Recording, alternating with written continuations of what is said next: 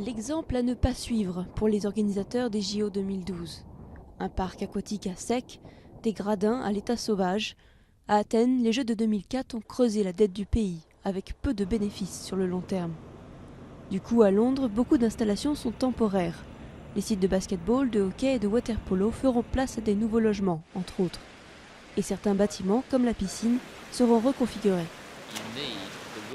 Nous avons besoin des 2 ailes pour fournir la capacité d'accueil nécessaire, 17 500 sièges.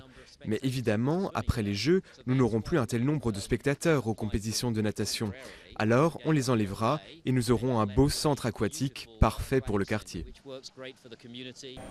Le site olympique a été construit sur des friches industrielles au cœur de Stratford, un quartier longtemps déshérité de l'Est londonien.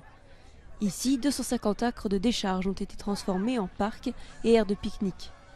Là, un nouveau centre commercial, le plus grand d'Europe, a vu le jour en septembre.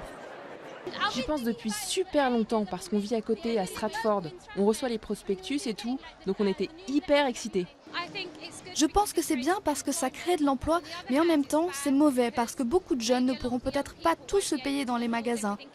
Donc ça pourrait créer quelques frustrations.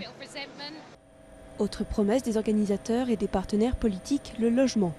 Le village olympique sera transformé en 2800 habitations, dont près de la moitié à des loyers abordables. Mais juste à côté du stade, les résidents qui subissent depuis 5 ans le bruit des travaux affichent moins d'enthousiasme. Le sort de leur lotissement est débattu et ils redoutent le pire. Nous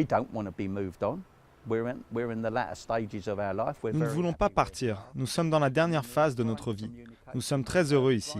Nous avons tous les transports, de très bons transports juste là derrière, avec tous les trains et les bus.